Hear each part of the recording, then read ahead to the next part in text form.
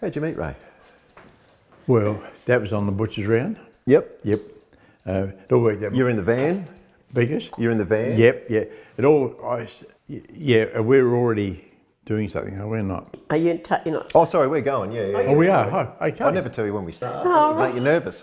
We've been going for ages. Oh, Sorry. So, better start from the very beginning. nervous now. Tell me about the round. Yeah, no, it all boils down, when I left. Because quickly on that, sorry, just before we get on that story now, so stopped anyway, is there used to be that terrific gentleman who used to come around in the van, and I think it was Turner's. Yeah. Used to come around all the farms and that, used to come around to our place. Yes. Used to see him coming up the driveway there, and the dogs and us kids would all leg it over there, because he'd be cutting off huge slabs of Fritz. That would have been someone else. That would have been Schulz. It was orange Fritz. Yeah, and that would have been Ken Boehm.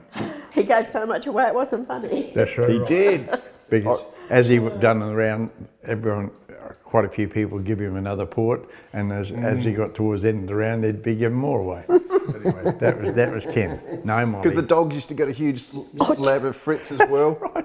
There's one for you, one for you, one for you. Can you imagine that these days? I mean, you'd never be able to make Fritz the way they made it then, and it'd be so expensive. Well, how do you used to make Fritz?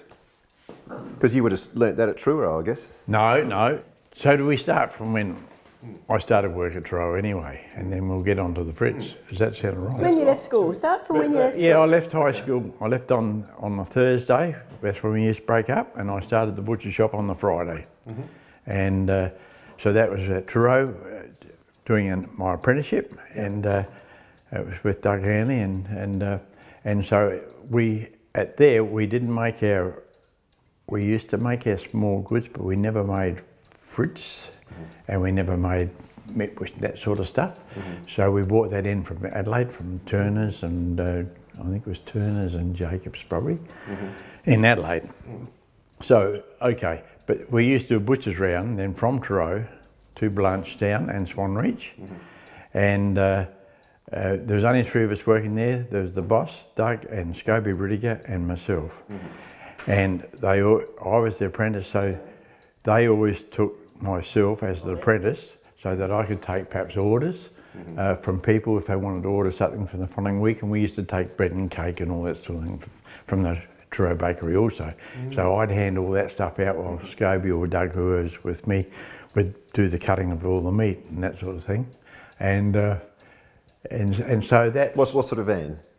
It was an old 1937 I reckon, Ford Lizzie, and had an old meat box on the back, and it was that loaded up. You would not believe how we used to cram that full of meat. We used to, in summertime, we'd have 2 big blocks of ice. We'd get from Apple's factory down at a cool drink factory at near Ulta. That would come up on the train, and that would be our refrigeration, and we used to like to be in Blanchetown to start serving our customers by 7 o'clock in the morning.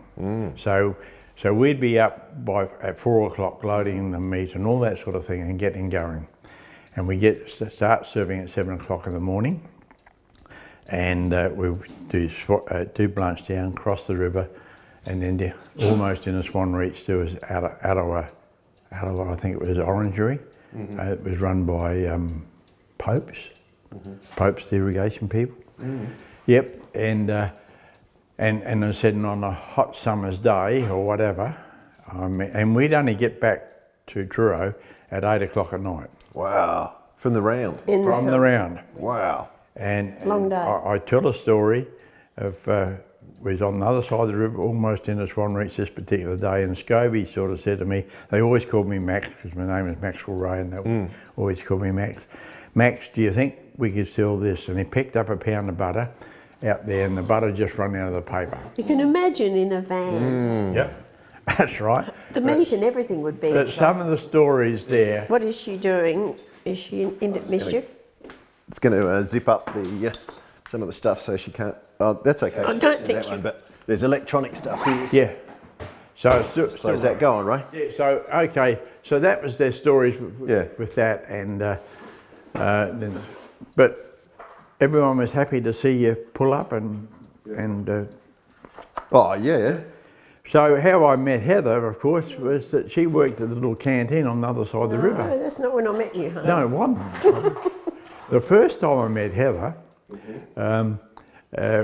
Heather she shifted there in the year about 1954, didn't you, to Blanchtown?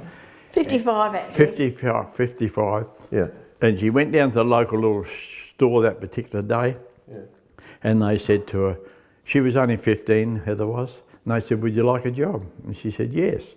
So she started working for Harris's in what they called the Lockview Cafe. Still there? Yeah, still there. And anyway, this particular day we had pulled up there, and I suppose was serving the meat, and Scobie had sent me in to ask for a paper bag. I couldn't remember so well. Right. He said, go and, well, I want a paper bag to, I don't know what it was for, but I got no idea, paper bag. So I went in, and there's this young lady, beautiful young lady, I thought, on her hands and knees, and she was literally on her hands and knees scrubbing the floor. And you thought, that's the girl for me. And that's what I said. And I said, when I went out, it hasn't changed, I said to Scobie, there's a young girl that can really work. I said, that's who we want. That's who I want. But anyway, but that's what Heather was. She was scrubbing the floor, and so that's how we met the first time on that. What were the first words, Heather? Can I have a paper bag? Yeah, can I have a paper bag? That's I romantic. thought he was very forward, actually. I'll tell you that story later. Because not everyone felt comfortable asking for a paper No, bag. they Not in those days. Not when you're down on your hands and knees like that. Yes, right. Because this is back in the days of really backward men. Yes, that's right. That's right. And Heather always thought I was a bit of a show-off. I did. And so that's how we met. But Heather was only there probably for about a month. Yep. And So that's and there was fate. there was these two places on the other side of the river, two canteens, you know, for the ferries to feed people as they went back and forth. Yeah. And Polly, who had one of the canteens, must have seen Heather's dad and said, look, I'd like this. The pumpman, actually. He spoke to the pumpman. That's right. But that's my story. You tell that That's story. yours. You started telling your story about the meat and the... Yeah, that's right.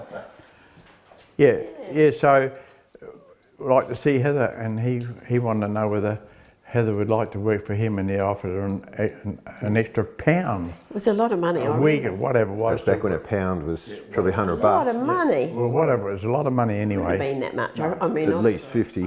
yeah. That's right. You got to remember a pound originally was a pound of silver. But I just can't remember. But it was more than I was getting where I was, and it was a different type of work anyway. Yes, yeah. And I thought I wouldn't mind trying that. Yeah, so Heather started working over there. So consequently, you see, that's where we'd off to see Heather when we got on the other side Every of the river. week when you came to the... And have a hot dog or a cup of coffee or a tea before we went further on around. Yep. And so that's where my life started with butchering, was in Truro. And I was there for 5 years, almost. Sorry, Ray, you can't have your coffee anymore. Don't take He's it probably away. had enough anyway. He won't drink it. He only drinks half a cup. I never finish a cuppa. Anyway, sorry, go on. Yeah, and so the year that... And you were living, originally where, Heather? Yeah. Well, we were. It's another story. The reason we went to Blanchtown was because we lived in the Adelaide Hills. My parents had a market garden. Right. And in 1955, on Black Sunday, the fires came through Montacute. Right. And although my parents were away, there was my sister and brother who was in the CFS then, and grandma. We had grandma home with us, and the fires came and they wiped out our garden, all the fences, everything. You know, all our cherry trees and. Devastating. It was really. We were quite fortunate because we had water. Many people didn't have that. They'd changed to electric pumps on their bores, but we still had a diesel pump. Wow, that was Fortunate lucky. enough to have some water to put along the creek for the lucerne, and brought the cows down there and so forth. Well, my sister did, and we took Grandma to the shed. And I think my sister Norma, who was older than me, 6 years older than me, her boyfriend came up from Adelaide, and they went to the shed because that's where all the valuable stuff was really, and left me at the house with a hose. I was 14. And we had huge big gum trees on the opposite side of the house. And I can still remember the flame, everything coming up over. It's quite, yeah, it was, at 14, it was fairly daunting with Mum and Dad not being there to have something like that go on. Anyway, we didn't lose our house. Daunting. Didn't lose the house. Well, that's... But Dad didn't have the means to start again. He said, you know, cherry trees take too long to bear proper fruit. And as a young man, he'd been in the highways department. So he went back to the highways department and he was sent to Blanchetown as a foreman. Oh, yeah. So that's how we come to go to Blanchetown. Otherwise, I was... What year was this? That was 1955, June, we moved up there. And then, of course, moved to Angaston at some point. No, then we were married then.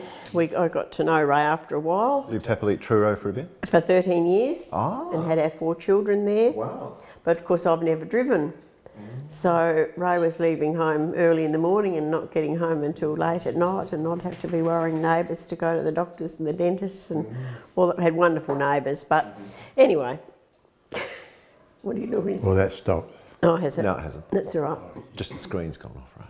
Because otherwise it'd be too distracting for you. So you were still doing the round until 8 o'clock at night? Oh, Oh, no, perhaps that late. No. See, the year that we got married. That's when I finished up at Truro and went to Angaston to work. Well, that's a story in its own. That's the story in its own. I mean, and you can't go into that. It worked out. My boss that I was working for there at Truro, Doug sold the business, and another fella took over, a young fella, and I was with Tom for about probably about 12 months. And and things weren't really... Didn't quite work out, but yeah. They didn't work out at all. Yeah. No, he wasn't... So I gave notice and got a job over at Turner's Butcher Shop in Angaston. Right. And so that was in about October, we'll say, 1959. And in November 1959 we got married. Okay? And so then I was working at Turner, so I was travelling back and forth from Truro from that time, you see. Right. Yeah. And So it was me that said, well, I would really like to move somewhere where I didn't have to be worrying to get neighbours to take me to the doctor or to the dentist or for shopping and things like that. And Ray really didn't want to leave the old place, did you? And it was pretty hard to sell a house in Angaston. My parents... In Truro. Yep. Right in the middle. Because it had been my parents' home, you see, but my dad died when I was about 11 in 1949, and Dad and Mum remarried in 1957. Yep. And left and went down the southeast. So that's how come we started buying the house at Truro. And that's where we lived, and until we shifted to Angaston. But we had to get a nice house in Angaston. Well, we were actually, yes. I mean, did you get that one straight away? Yeah, we did. Actually. Really? Yeah. Wow. We at Truro, we had no hot water. I had to heat the copper each day for the bath for the children, and it was pretty basic, wasn't it, Ray? What have you lost, Derek? I'm looking for those headphones that I had there a minute ago. Oh, okay. And sorry, go on. Here we are. And I, used to say, well, it'd be so much better, all that travelling, and you'd be home, and blah, blah, blah. And so we decided to put a house on the market. Well, you couldn't sell a house in Truro. There was no one wanted a house in Truro much. And then our neighbour, who had the Golden Fleece service station across the road, decided he wanted to bring his daughter and son-in-law home to work in the business. Yep. So he approached us and said, do you still want to sell your house? And we said, well, yes, we do. Yep. Well, he said, I'd like it within about 6 weeks if it's possible. Yes. I want to bring my daughter home from the coast to help him. So then we had to look, didn't we? Yeah. Wow. And we were very lucky to get that house. Yep. I thought I was a queen going there. It was just beautiful. Yeah. And you had hot water? I had hot water. The first night we moved and turned on that shower, honestly, I'll never forget it. I felt like a queen. I thought, oh, this is just heaven. But anyway. Can I ask how much back in the day? This is we got $4,000, £4,000 it would have been, wouldn't it? Yes, it was. Yeah. Yeah. Okay. 72, no. Yeah. No, 72. No, that was dollars then. It was dollars. So $4,000 we got for a house at Truro. Which wasn't very much. And the bank told us we couldn't borrow more than about $7,500, $8,000. So we had to find something around $12,000. and we looked at a few places and everything was out of line, and Graham's place ended up being, he had it on the market 12 months earlier for 15.5 grand. And my boss, Bill Turner, sort of said to me, go home and see whether Graham's place is still on the market. And I said, well, if it is, I can't afford that. No way. And we hadn't seen it advertised for a while, and he said, get across the street and ask Graham whether it's still on the market. So I did. And Graham said, oh yes, I think it is. He said, Ron Fice has got it. I think he's still, you know, they don't advertise it, but yeah. It's rented out. It's rented out, so he said, I'm happy with that. But he said, no, it's still on the market. So he said, I said, well, how much would you be liking for it, Graham? Well, I want $12,000 and not a cent less. And he'd gone back from, and I thought, that sounds right. I knew what I meant. Yeah, so that's how it all went. We ended up paying $12,000 for it. Which we still couldn't really afford because I think you sold your insurance thing. Yeah, I had an insurance. And sell an insurance policy to just to cover it. But we and Ray, I was allowed to borrow $7,500. That's what from the bank. Yeah. So Ray said, "You're going to have to go to work. You're going to have this house." And you did. Yes. And I did. Yep. What was it like working at Turner's? It was great. Yeah. I mean that was a real little family show. It was great. I mean the wages weren't probably real great, but it was just like a family thing, and so it was great working at Turner's. Life was cheaper too, but yeah, go on. Yeah. And so it was certainly a great vibe going into the shop and everything. Yeah, that's right. It was. Yeah. So I said, and with there I had such a variety, you see, because I was in the shop. I used to do the rounds, and we probably didn't come up there, but I had the rounds because Scobie was doing the rounds first, and he left soon after I started there. So then I was doing the town round twice a week. I was doing the Stockwell round once a week, and then after I'd been there probably 5 years, I was then doing the slaughtering.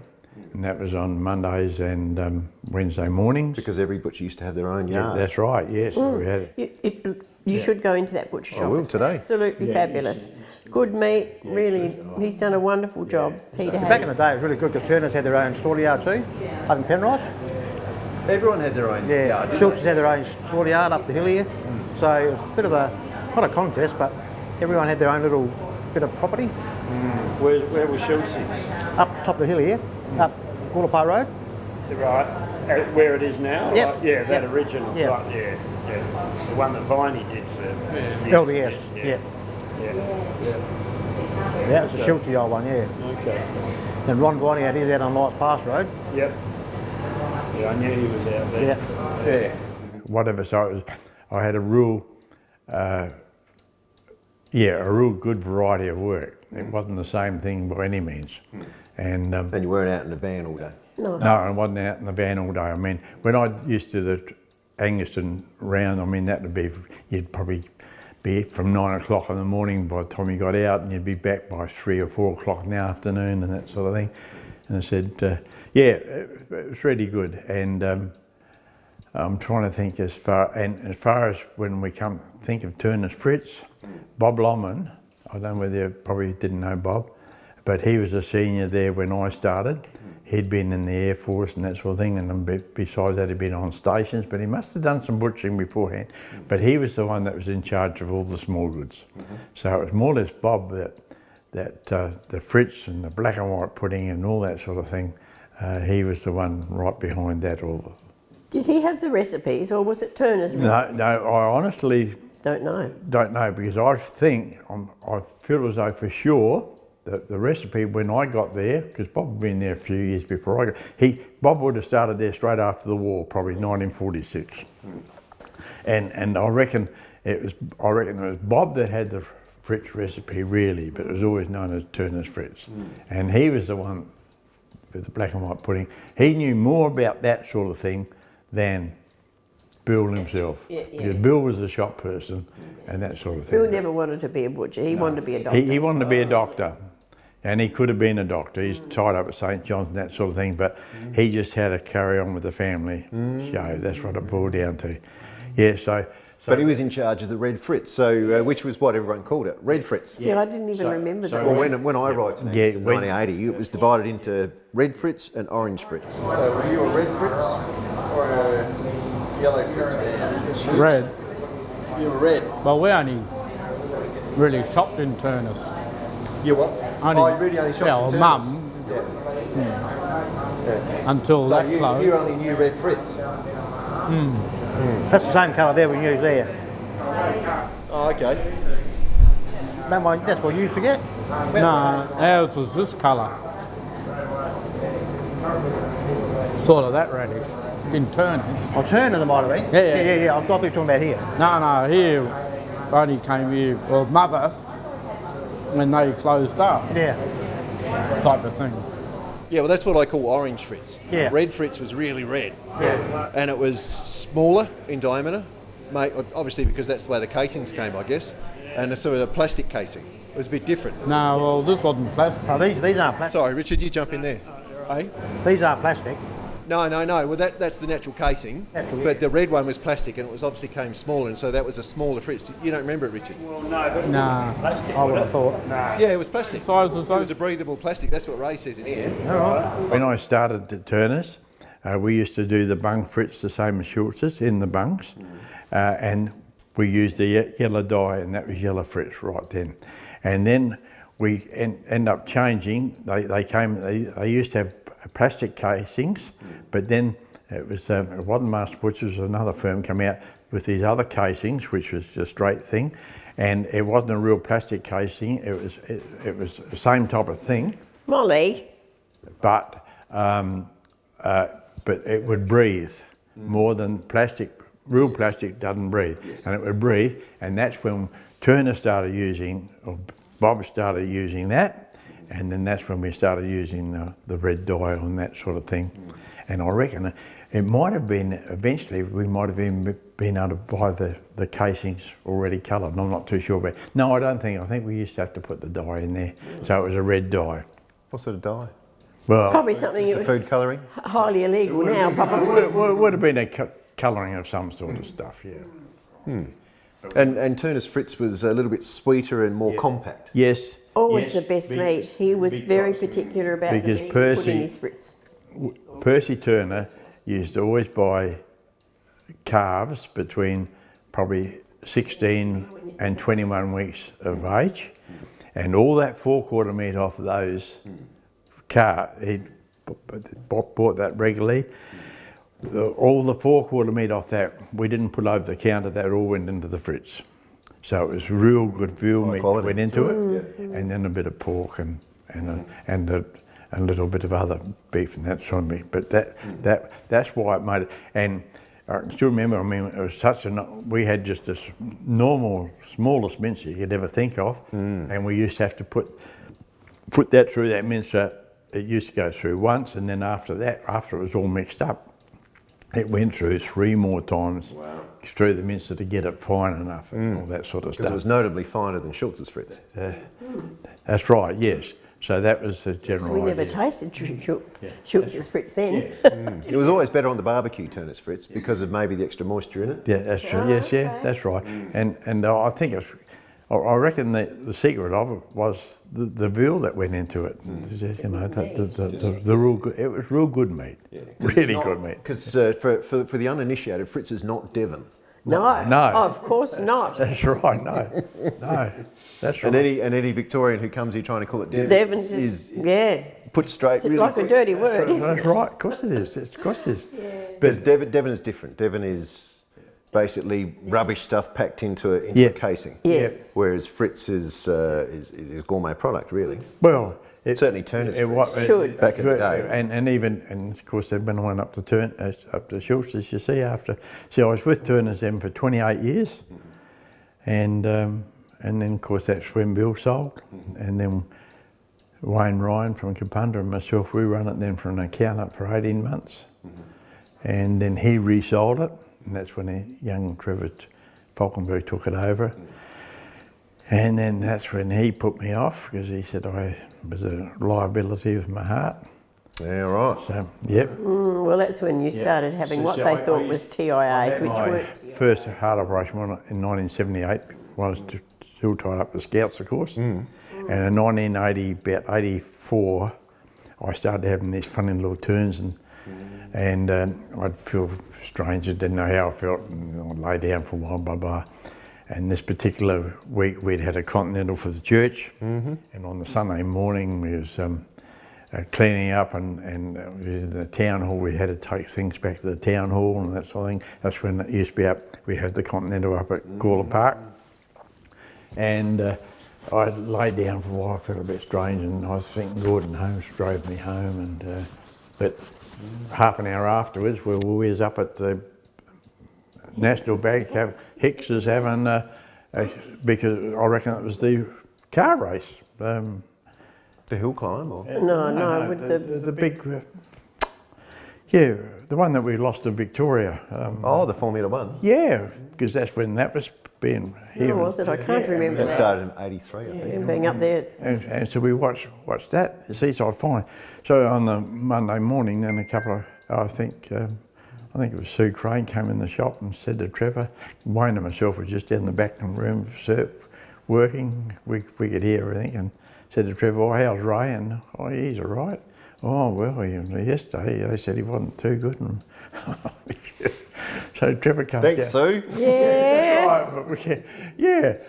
Poor old Sue, she wouldn't have wanted No, to. she wouldn't, of course she wouldn't have wanted.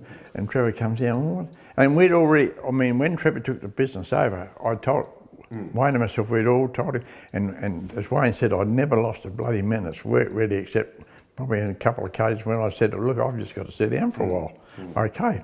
And so he come down and asked about it.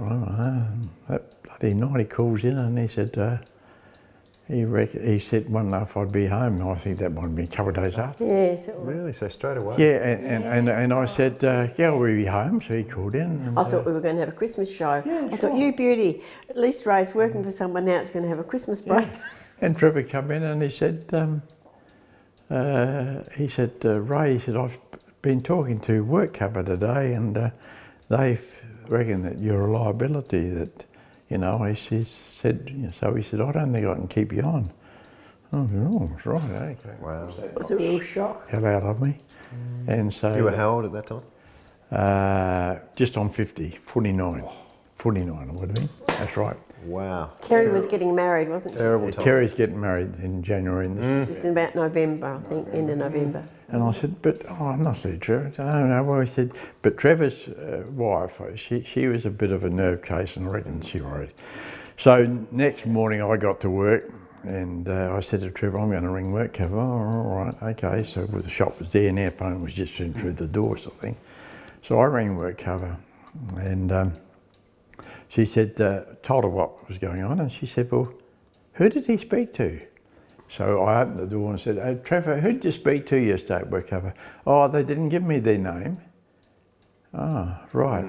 And I went back to her, the lady that I spoke to, she said, well, look, she said, if anyone gave him that information from work cover, it's wrong, because she said, we're here to keep people in business, in work, not out of work. That's correct, that's right. So I went out and said to Trevor, This time he was having another one of these, which turned out to be anxiety. Yeah, that's right. What it was. Very anxious time. That's what it was. So I said, Wedding coming up, losing your job. that's right. So I of course the doctors are in just next door at that stage. That's right, yep. So I said, Trevor, I'm going to see the doctor. So I saw a doctor, Yeah. Rudder. Dr. Rudder, yeah, John Rudder. He came in, he said, Ray, he said, do you want me to come and speak to Trevor? I said, no. Done. That's the way I feel. I said, I want to be, he wants me out of there, and I said, I want to be out of there. I said, I can't work there any longer, But so I went back in, and then it was that was about the Tuesday, and on the Friday, probably, it doesn't matter, Friday night he said, well, look, Ray, he said, I've got to let you go. In that week probably before I finished up, two ladies came in the shop. One was Mary LePage. She was what's her name's wife? Clerk of the council he was. Clerk of the council's wife, Mary LePage. Another one was Peter Westcomb's wife, Joy, from the chemist. And they both come in and they gave... Tore strips off poor old Trevor, didn't they? Because we're down the bottom room, we can hear anything. I said, Trevor, do you know what you're doing? Because Ray's the business here. And he'd been that, you know. Well, no more time. Well, as a kid, I presumed you owned it. Yeah, that's right. That's right. Oh, that would have been nice.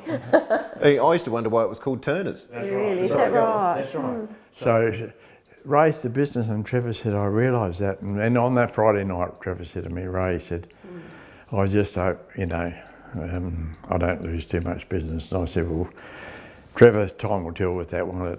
That's all there is to it. So it wasn't long, and Trevor finished up, and someone else took it over, and they closed it. He went broke. He'd been... Yeah, so Trevor was a beaut fella. The funny, strange part about it was that Jim Menzel, who ended up taking over the abattoirs then up at Schulz's, you know, when the slaughterhouses were closed down, Jim Menzel took the abattoirs over, and so Trevor went back working for Jim, because he had been a slaughterman for Jim up at the abattoirs. And Jim Menzel also owned our butcher shop in Angaston, Schulz's. There was no longer Schulz. He owned the shop there, and of course I'd gone up to Schulz. That's when So you ended up working together again.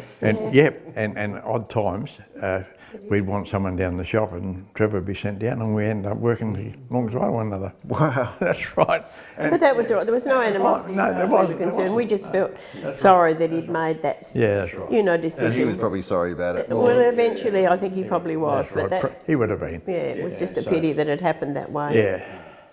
So, yeah, but at Turner's, yeah, it was great. I mean, okay, I said I used to work Saturday mornings For a pittance, for a pittance, actually. which was unreal. But there was times like I still remember the story. We was going to be going to the southeast to see my mum and my stepfather Roy down the farm, and we was going to go away for a few days, and I must have said something to Nan Turner. Grand Turner. Yeah, Grand. It was grand. And you know, I've got to get new tyres on the car and that sort of thing. And so she sort of said, I've forgotten how much she gave me. She said, well, here's the money for the tyres. Towards the tyres. That's right. So that was the sort of thing it was. Morning tea in there. Morning tea. You know, they'd get sponge cakes and scones. I mean, when I mean, hot soup in them. So it was a good environment. Oh, it was yeah, a good environment. place to work. Yeah, they were. So the days that I was at the shop, which wasn't very often, I suppose would have been Wednesdays and about it, but there was always morning tea, and there'd be a sponge cake or scones, always that sort of thing. And yeah, so Great. It was just a real, yeah. And which leads us to the Continental, Yes, that's right. which was terrific. It was. The thing I remember about it, just before I let you loose on it, was the little pasties and the little That's right. turnovers. Yeah, that's Well, right. you know who made those, Joan don't you? Young. Go on then. Well, Joan Young made all those. Yeah, fabulous. Tell me She about did so much for our church. Yeah, she did. That's right. Marvellous. They were lovely. Yeah. And the Continentals are huge, like everyone was They there. were. It was a lot of work. It was a lot of Would work. have been a lot of work. What stopped it? The amount of work involved, or? Oh, No, I don't know really what stopped it, actually. Well, I suppose when well, Thorns sold their business, yes, we no yes. longer had the venue up there, did we? And that would have. And I think then, We had one, and I reckon in the town hall. and it was such a lot of work. Yeah, to try that's and right. get Yeah, so everything in and out and of that, the yeah, shed. that's right. Because for the Continental at Thorns, he got his workmen or ladies to set everything up. You see, it was all sort That of was done. ready to do for Yeah. us to walk in and Yeah. take over. But Yeah. no, we It was made a good money, yeah. Oh, and a great Big family. barbecue. the And, whole town was there, of course, yeah, that's right. because the food was terrific. Yes, that's right. And then we'd put on a bit of a concert thing. And then the primary school would put on the concert there. Yes. I remember the Tamara. There would have been Kelly Lange. There would have been Tanya Vaughan and their friends. They put on a bit of a dance thing, and it was that Hey Mickey song. We did Mickey. Oh, did you? The cheerleading one? We did, and it was great. Kelly was up there. Yep, Kelly. What's her name? Tina Binding. Oh, was Monica in that as well? Yeah, I think so. She would have been. Kelly. It was great. I was out the front. Pam Chinner, maybe? Yeah, she would have. Oh my God. But the Continental was great because they had the little apple turnovers and the little parties. Because I think the Continental went in the 80s as well. I can't even remember. I remember buying, the doily toilet roll with the lady. Out in Nicolle Park. Yeah. At Gawler Park Fruits. Yeah. Every year. But you don't remember it, Liz? No. You don't remember the Continental? You must have gone to the Continental. You would have been. The church. It's bigger than the Angaston show. It was like, school always used to do performances. I remember we did that Tinkling one. Yeah, we did that once. Bamboo sticks and... I remember Nicky Schemmel was doing the, and I was doing the... I can remember doing those for Vintage Festival in the main street here. So I remember doing that. No, I don't remember the content. That's when we save up our pocket money and buy crafts and stuff. Bits and pieces. For presents.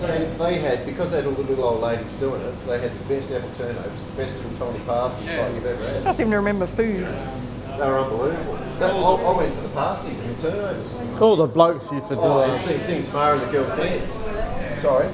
all the blokes used to do whatever, like Max Crane and Bob Hunter and Bill Sibley, all those country. Oh, that's stuff. Just stuff they used to. It was food mostly, and the girls dance and Mickey. Oh, Mickey, you're so fine. You're so fine. Yeah, and I had the hots for Tamara, something rotten at that time, so it was something I remember. Tamara, you know where she lives now, don't you? She lives right in the main street, right at the top end of Angaston in the main street. She bought the old, what was the... Well, yes. Had belonged to the Catholics. It was there. Yeah, but that was original. No, what was it, a church or something? No, it was like where the nuns used to stay. Yeah, really? Yes. I reckon that's the house, isn't it? Yeah, it's just a house. And that block of land. Yeah, that was just... She's done it up. She's a cat lover. Right. Oh, she's got beautiful cats. Yes. And she's like, they're all inside and got them done all the work outside so they can't get out and get the birds yeah, she's a great girl. Yeah. She's away. She's away working a lot. Well, I think at the moment. She's a geologist, I reckon. Yeah. Smart girl. Was married and then that finished up, but she's got another really smart girl though, and sad to lose her was Jane Hearn. Oh. Yeah, wasn't it? Yeah. That was so sad. Yeah. Too sad, really. Family, been really sad. Yeah, well, they've had highs and lows. That's right. But terrific people. Yes. Yeah. And Joanne was just a really, really nice person. Lovely girl. And really intelligent. Yes. That's right. Yes. She was right at the top of the class. That's right. Yes. Yeah. I reckon it was her and Craig Haddon were probably about neck and neck. Were they? All right. Yeah. Yeah. That's right. Yes. Yeah. But I think Joanne probably shaded it. That's right. But, the other thing I was going to mention there, because it came up. Oh, that's right. The Scouts. Why was it second Angaston? No, don't know. Because there must have been many years before that. There must have been a first. You would imagine. You imagine. That's right. But then there was like, well, Yes. obviously when you didn't have enough for two, well, why did it stay with two and one went? Yes. Yeah. That would have been a lot earlier on, wouldn't it? Well, that would have been many. I mean, we don't know because they were already going. Pardon me. Oh, well, I'm true. The Scouts were going when and it was Rod that came and approached you to see if You'd been a Scout? No. I had no bloody Tell the story. idea. How'd you get involved? Yeah, it's so strange because why Rod came to me? It was his sister. Hey? It was his sister. Oh, Joan. Joan, it had said. Joan Haberman. I don't know why that would have been. She knew you at high school. Yeah, Joan and myself were in the same year at high school. Joan was effectively Joan Haberman. And of course Joan's husband, Reg, was also one of the leaders, Reg Haberman. And so Rod came to ask me, and they always said... Not much involved, Ray. I can still remember him saying. So... Won't, So the very first night I went along... Famous last words. And Reg Haberman said to me, because Reg was the leader of the troop. Just be careful, you've got a thing here, Ray. Yeah, good on you. Yeah. And Rod, he was the leader, and Reg said, he said, I guess because Rod was his brother-in-law, you see, and he said, I guess Rod told you, it's a little bit Thursday nights, and not, And I said, yeah, well, that's right. And he said, yeah, well, you might find a bit more than that. And I found it a full-time job because it's just not Thursday night. No. It's putting all the program together and getting everyone all. Because it was well organised. Yeah, that's right. Ray spent hours and adventures hours. as well, and then there was all the stuff. That's right. How many hours, Heather? Hours and hours. Yeah. But his desk, planning those camps and things like that. And that was the reason he started getting these anxiety attacks. Yes, because he just had So much work. he was working with that. He had his full-time work at the shop, and then on church council and blah blah blah. That's right. It just was too much. That was Terrific. Too much. It was terrific. Oh, I didn't last too long after you left, actually, because it was so, you know, because you really made it, you know, it was terrific, you know, but it wasn't the same. That can't be true. It was, yeah. I only lasted probably about a month after Ray left. Is that right? Yeah. I just said one night I don't fancy it anymore. Oh. Which I felt for the guy who took over for you. Yeah. Oh, Brian. Brian. And Brian's still tied up with them. Is he? He and his He was a son. tremendous fella, but it just wasn't the same. No. But he took it badly, and I felt guilty about that. That's right. That's interesting. Yes, yeah. And so... But it was too much for Ray, really. yeah, it was, because I said I started... It all worked out. It finished up, I reckon it was about the weekend that we decided we had to run a camp with the St John's kids, and there was girls involved also. Right. Okay? And we went out to Nunda Creek there for this camp this weekend. I would have been there, but yeah. You would have been? I would have been. Yeah. Spot out there, it was lovely. Yeah, beautiful. And I didn't have any trouble with the scouts. I was having more trouble with the bloody girls from the... Stirring things up a bit. But it was around that time that I had this first funny turn when I was on the butcher's round. Coming down, I remember as well as anything, Dolly Thompson's place I pulled up at. And for some reason things sort of, and I didn't know what was going on. And I didn't, you know, you're trying to hide it. And I served Dolly and then I came good. And I went back to the shop because I was almost ending them around. I went back to the shop and I said to Bill and Bob was in there, and I said, I was feeling a bit strange sort of thing, and then all of a sudden I come over, that is strange again, and so then straight away they... Never pass out, did you? No, I didn't pass out, but I just, They ever diagnosed it? It was just, well, they put them down as TIAs. What's that? Well, Well, mini stroke. mini stroke. Mini stroke. Yeah. Right. If that was the case, Ray wouldn't be where he is now. No, that's right. But a very small blockage and that Yeah, would... but it wasn't that. But because But it wasn't. Oh. Because I had so many over the years, the doctors, local doctors, kept still saying that perhaps. Yes. But when I saw my specialist after, he said, if you would have had that many TIAs, he said, you wouldn't be with us now. Right. So there must have been something else that was... It was stress. Yeah. It was stress. But it was just a thing I could never explain properly. Look. I'd be thinking about things that weren't, you know. But he couldn't think of it. I couldn't think of, you know. Yeah. I'd be trying to think of things in my mind that... Overanalyzing. Yeah. His mind was... And then and as quick as it went, then all of a sudden, oh, I'm all right. Yeah. Yeah, it wasn't quite like that, if you remember. And if it wouldn't have been for Heather to calm me down at times... Yeah, and that's why I realised that's what caused it over, because as soon as it was Peter's 21st and things like that, and Ray'd get, you know... And Well, you stopped at the right time, Ray, because you're how old now? 85 almost. Well, that was the time to stop. It was the time. it was all meant to be. That's right. Because you might not have. No. That's right. No. Might have pushed it too far. Well, you know, there are people who have heart attacks at 49 and that's just too sad. Yeah. Yes, yeah. That's right. Yes, yeah. So I go. Stress is actually the biggest killer. Yeah. When I told Rod I was going to give scouts away, oh, do you have to really? I said, look, Poor Rod. I just can't carry on anymore. Yeah, that's right. But that was terrific. We used to have how many camps a year? Probably 3 or 4. Yeah, well, we said as for the major camps, we always had at least those two.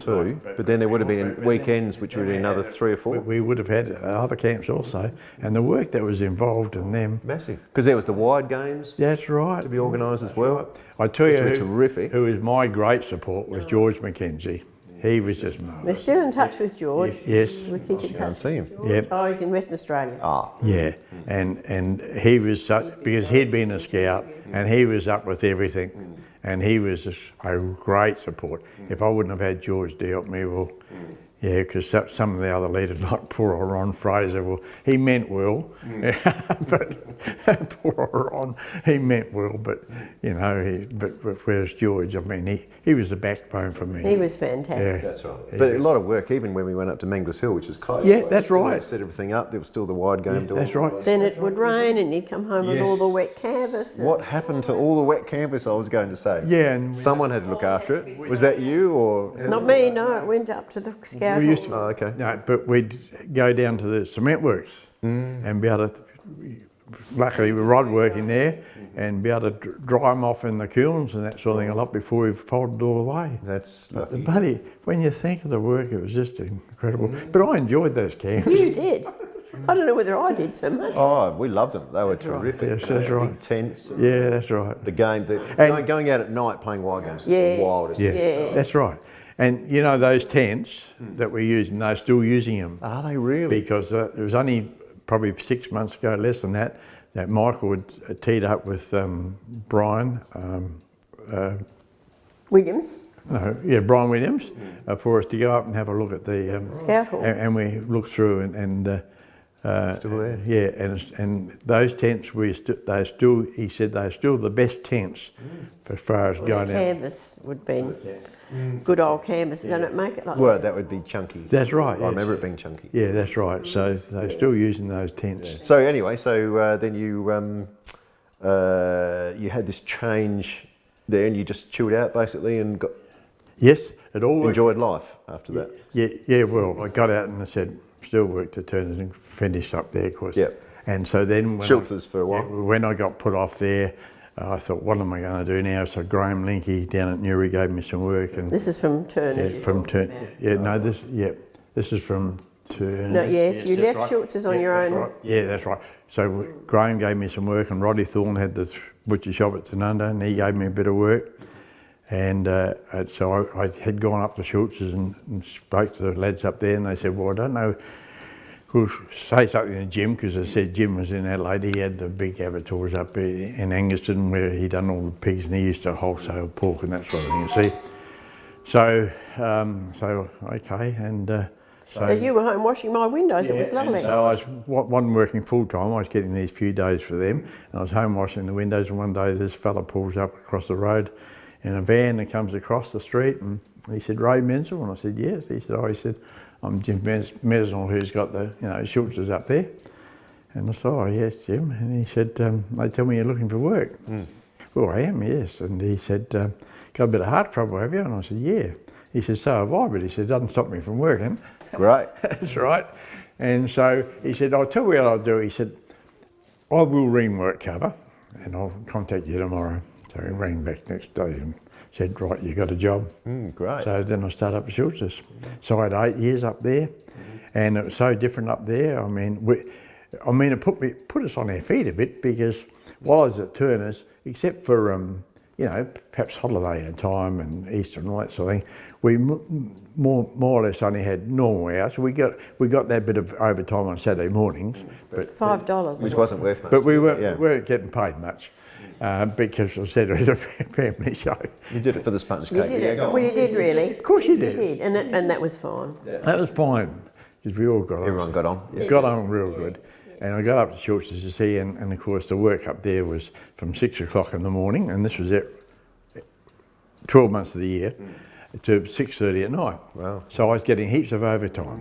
So we're getting good wages, because the butcher's wages per hour wasn't good, but getting that overtime was, So that was great. So I was up there. I said that's 8 years, and Colin Pfeiffer and Vern Munchenberg, they were the two that were in charge of all the bookwork and that sort of stuff. And Colin retired, and so then I was helping Vern with that, and we had lots of Well, it was the Garibaldi, dear. You've missed that. That's when you Oh yes. really got a. Yeah, that was a short. That's what really finished off. So we had Sorry about that. plenty of hours, and I said that the hours were long. Blah blah blah. Didn't mind that at all, really.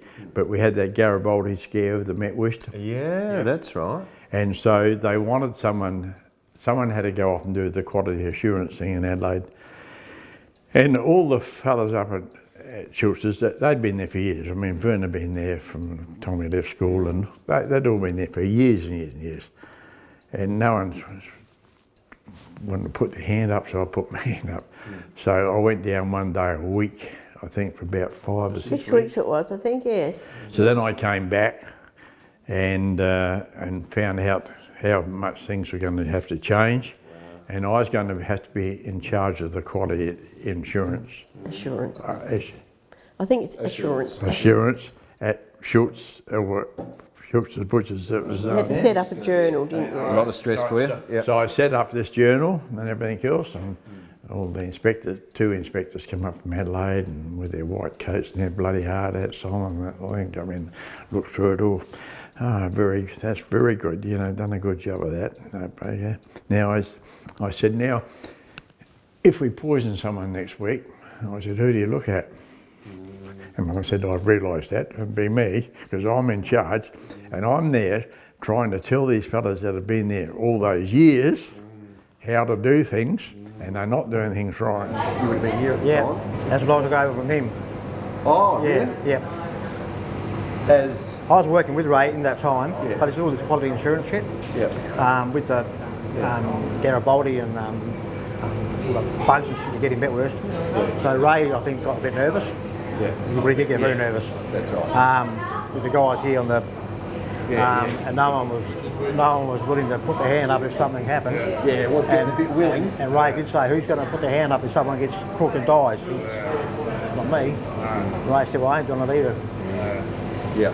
So I took over all this quality insurance stuff from him then. Yeah, I think Jim said to him, I don't blame you. Yeah. The lads we had working here were... Yeah, that's right. Drinking going on, and getting... They all did. That's right. One of them do. It wasn't my cup of tea. Yeah. I rang Jim, our boss from Adelaide, Vern would have to ring him every morning as soon as he got to work, 6 o'clock. And Jim, because he's pork wholesaling, he'd be able to sell a lot of his pork, but there's lots of bits and pieces he wouldn't be able to sell. So he'd send that up to us at the shop. We'd have to process it or whatever. And so you rang Jim every morning to see what he was going to be sending out that day and what he had to do about it. And so this particular day I said to Vern, I want to speak to Jim when you've spoken to him, because I said, I'm going to give him notice. Oh, you can't give notice, Ray. And I said, well, you try me. I said, I can give notice. And so I rang Jim, I spoke to Jim and spoke to him. And, look, Ray, he said, what if, he said, I'll try and change things for you, so and he said, if you fellas there want to go home at 3 o'clock in the afternoon, you go home at 3 o'clock in the afternoon and blah, blah, blah. And it wasn't really the point. And I said, look, if you're in a football team, you don't walk off at three-quarter time, half time. I said, how do you think I'd feel saying, if I'm going home, I'll see you in the morning, fellas? I said, you can't do that. So, but anyway, he said he'd try and make things different. And this went on almost 12 months I stayed there, you see. And eventually, I got to the stage I couldn't eat breakfast in the morning. I'd be feeling that sick and that sort of thing. Sick in the guts. Yeah. Sick in the gut. And so then I said to Vern, so I spoke to Jim again, and Ray, look, just think about it over the weekend, will you? This was on a Friday. I said, well, Jim, I will think it over the weekend. So I hung up and I went out to Vern. I said, look, what I said that for, Vern, because I'm definitely going to finish up. So Monday morning, same story, rang back. And when I spoke to him, and Jim said, well, what's your answer, Ray? I said, no, Jim, I'm finishing him up. Going to finish up. Gave him a fortnight, it doesn't matter how long. And you know what he said? Don't blame me, Ray. Like that. So yeah, he was a good boss to work for. He worked hard himself, and he was a good boss. And I could always speak to him and tell him how I felt and that sort of thing. So I've never had any complaints. Mutual respect, yeah. That's right, yes, yeah. So I got out of that, and I was 57. What am I going to do? I can't afford to bloody retire.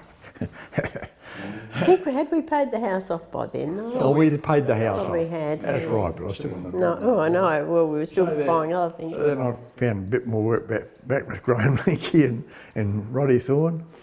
And then Heather Schubert speaking to them. Yeah, we were, well, Jill and Angie Nagel, James's wife, had little ones about the same age, and we'd gone up to the park for a picnic, Angaston Park. And of course was telling them about, or telling Angie that Ray had thrown his job in. So I said, if you hear of any work, Angie, he's looking, not ever dreaming that there'd be something at the bakery. And anyway, next thing, James came down to see Ray and said, you know, would you be interested in giving me some time? So that's when he started doing a little... Yeah, so I worked out, he said, I got around. And you were, sorry to interrupt, but you had gone to Linky's. Yes, I was at Linky's. And working there. Yeah, I was mainly for Graham, because it was leading up to Christmas. But you'd also told them that you'd prefer to get right out of butchering. I said, I'll be looking for work, but I said, I'd like to have something different to do, I don't know what. And so anyway, Graham, James had just started supplying stuff out to the Mount Pleasant bakery out there. And so he said, look, there's going to be a little run if you'd like to do that in the mornings, and you'll be finished by 9:30.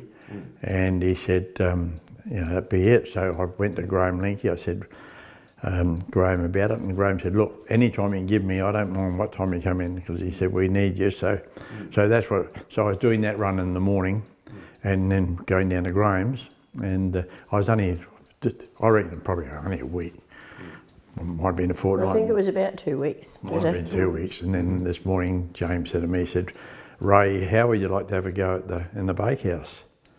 And I said, well, if you're game, I am. And he said, right, because they's always looking for bakers too, and you know, you can obviously the hours is probably challenging for a lot of people, but So I said, right, so I went to Graham Leakey, I said, look, I'll be finishing up, you know, this week or whatever.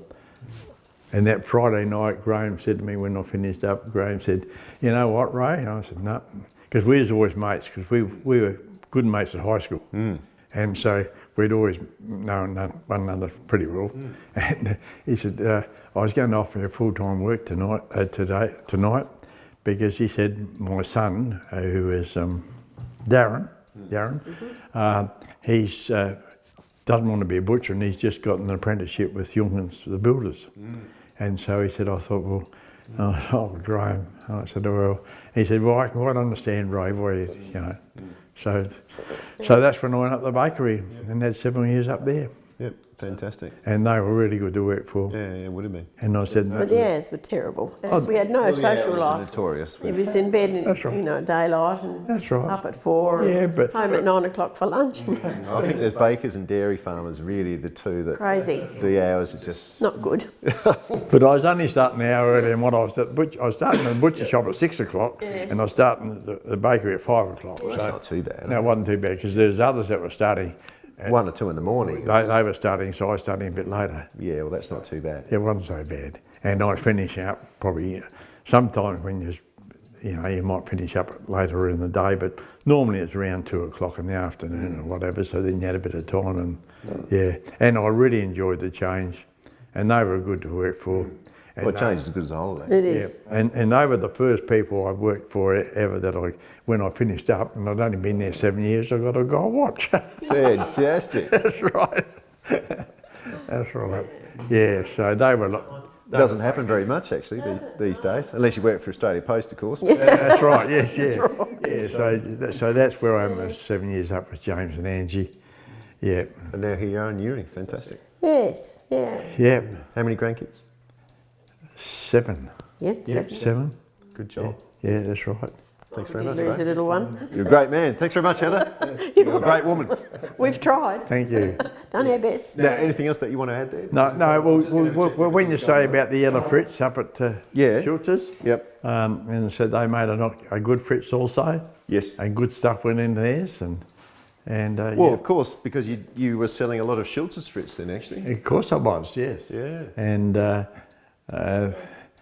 as said, and like up there, a lot of their stuff, like, you know, they'd done all their own bacon and that sort of thing, you see. Yes. So consequently, you know, you have all the ends off the bacons at times, and so all those bacon pieces and all that sort of stuff all went into the FRITZ.